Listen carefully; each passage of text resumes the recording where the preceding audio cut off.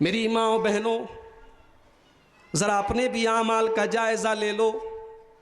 बस्तियों का नाम आयशा नगर रखने से काम नहीं चलेगा। आज आयशा का किरदार हमारे अंदर पैदा करने की ज़रूरत है।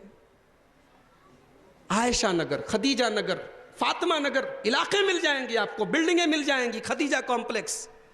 खदीजा का किरदार कहाँ मिलेगा?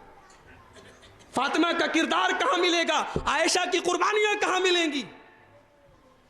हजरत सुमैया रजी अल्लाह ताला अन्हा की दर्दनाक शहादत कौन भूल सकता है?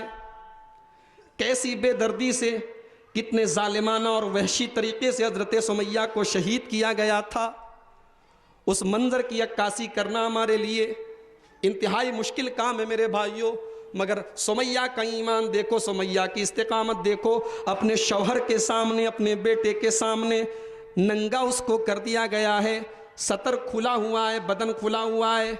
एक माँ के लिए इससे बढ़ के क्या शर्म की बात होगी, उसके जवान बेटे के सामने उसको नंगा कर दिया जाए। मगर ऐ सुमैया, इस्लामी तारीख तेरे ऊपर फख्र करती है। तूने अपनी जान तो गवा, अल्लाह की राह में गंवा दी, लेकिन अपने ईमान से समझौता नहीं किया।